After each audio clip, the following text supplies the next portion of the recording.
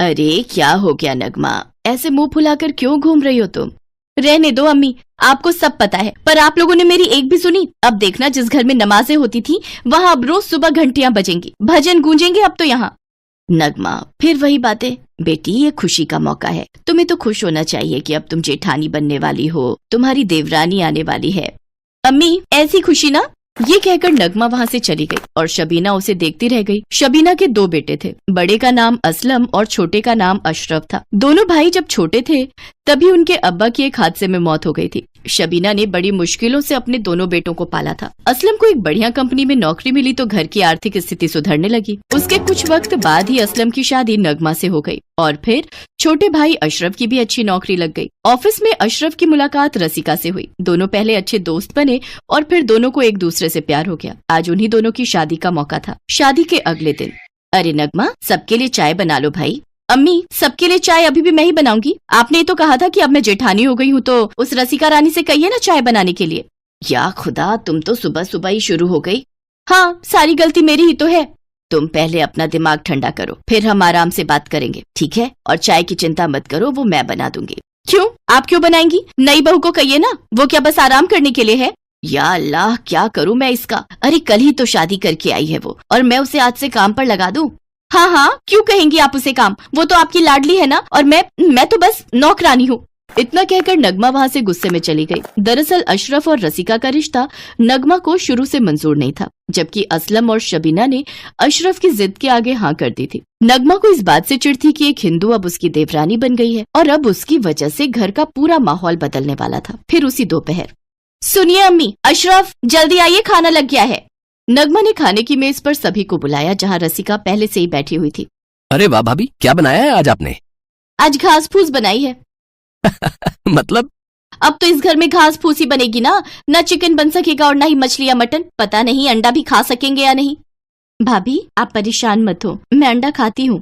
और chicken mutton का क्या? बस करो नगमा, ये क्या कर रही हो? ऐसे बात करते हैं क्या? फिर और कैसे बात करूं मैं, आप ही बता दीजिए। इतना कहकर नगमा वहाँ से चली गई। हर किसी को नगमा की बात बुरी लगी थी। तभी रसिका ने कहा, मम्मी जी आप फिक्र मत कीजिए, मुझे बुरा नहीं लगा, आप परेशान मत हो, धीरे धीरे सब ठीक हो जाएगा। बेटी, नगमा की बातों को दिल से मत लगाना, असल में वो दिल की बहुत अच्छी है, पर पता नहीं अभी ऐसे बर्ताव क्यों कर रही है। अगले दिन जब नगमा उठकर रसोई में गई तो उसने देखा कि रसिका पहले से ही सबके लिए चाय लेकर खड़ी थी। लीजिए भाभी, चाय पी लीजिए। ओह अच्छा, तो अब तुम अच्छी बहू बनने की कोशिश में लग गई। नहीं भाभी, ऐसी कोई बात नहीं है, आप चाय पी के देखो ना, सब लोग कहते हैं कि मैं बड़ी अच्छी चाय बनाती हूँ।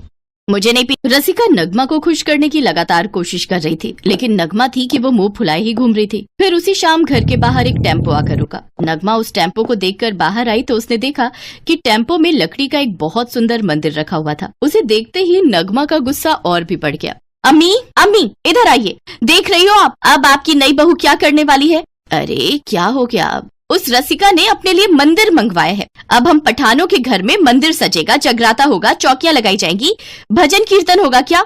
या अल्लाह, बस यही दिन देखने रह गए थे क्या? वो मंदिर मैंने मंगवाया है, रसिका ने नहीं।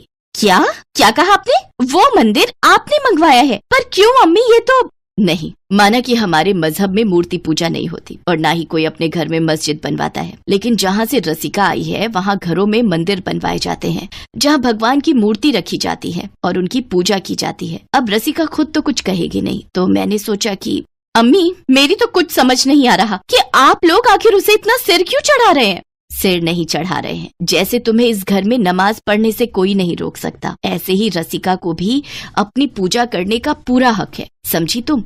नगमा पहले तो सिर्फ रसिका से नाराज थी, लेकिन अब वो अपनी सास से भी गुस्सा हो गई थी। ये सारी बातें रसिका ने सुन ली थी, पर उसे यकीन था कि एक दिन नगमा का गुस्सा जरूर शांत होगा और सब ठीक हो जाएगा। वक्त गुजरता गया, नगमा हर रोज नमाज पढ़ती और रसिका अपना पूजा पाठ किया करती। एक दिन जब नगमा बगीचे की साफ सफाई कर रही थी, तभी रसिका कपड़े सुखाने के लिए वहाँ आई। रसिका को देखकर नगमा कुछ नहीं बोली, लेकिन तभी रसिका ने देखा कि वहाँ खड़ा एक पुराना पेड़ टूटकर बस गिरने ही वाला है और वो नगमा की तरफ ही गिरने वाला था। उसे देखते ही रसिका ने अपने हाथों में पकड़े कपड़े तुरंत फेंके और वो नगमा की तरफ भागी। उसने नगमा को जोर का धक्का दिया, लेकिन खुद उस पेड़ के नीचे आ गई। भारी भरकम पेड़ के गिरने से रसिका के सिर पर गहरी चोट आई। पहले तो नगमा को कुछ समझ नहीं आया, लेकिन अगले ही पल वो सारा मामला समझ गई। रसिका को बेहोश देखकर नगमा जोर से चिल्लाई और रसिका को अपने साथ अस्पताल लेकर गई। और फिर अम्मी अम्मी रसिका ठीक तो हो जाएगी ना? अल्लाह से दुआ करो बेटी, उसके सिर पर बड़ी गहरी चोट आई है। सब मेरी वजह से हुआ है अम्मी, अगर उसे कुछ हो गया तो मैं खुद को माफ नहीं कर पाऊंगी। रसिका अस्पताल में भर्ती थी और उसका इलाज चल रहा था, पर उसे होश नहीं आ रहा था। तब नगमा भागी भागी अपने घर गई और वहाँ अल्लाह से रसिका के जल्द ठीक होने की दुआ करने लगी। थोड़ी देर बाद वो उठी और रसिका के मंदिर की तरफ गई। उसने मंदिर में धूप जलाई और भगवान के सामने हाथ जोड़कर बोली, मैं नहीं जानती कि आपकी इबादत कैसे की जाती है, लेकिन रसिका को बचा लीजिए भगवान, वरना मैं खुद को कभी माफ नहीं कर सकूंगी। नगमा की आंखों में आंसू थे और भगवान ने वाकई नगमा की पुकार सुन ली थी। अस्पताल में रसिका को होश आ गया था और कुछ ही दिनों में वो पूरी तरह ठीक होकर घर वापस आ गई। जब रसिका घर पहुंची तो उसे घर में घुसते ही धूप की सुगंध आई। वो सीधे अपने मंदिर की तरफ गई तो उसने देखा कि नगमा ने मंदिर में धूप जला रखी थी और पूरा मंदिर चमक रहा था और मंदिर के पास ही नगमा आरती की ज्योति जला रही थी। उसे देखकर रसिका की आंखों में खुशी के आंसू आ गए। रसिका को देखकर नगमा ने उसे गले लगाया और खूब रोई। फिर उसी शाम, लो रसिका, चाय पी लो। अरे वाह, आपने तो बहुत अच्छी चाय बनाई है भाभी, पर तुमने तो कहा था कि तुम ज्यादा अच्छी चाय बनाती हो, शाम को मुझे तुम्हारे हाथ की चाय पीनी है। अब सब ठीक था। नगमा ने अपने हाथों से उस दीवार को गिरा दिया था जो उसने खुद अपने और रसिका के बीच खड़ी की थी। अब पूरा घर एक था। नमाज और पूजा पाठ का भेद होते हुए भी दोनों देवरानी जेठानी अब एक दूसरे के लिए बहनों से कम नहीं थी।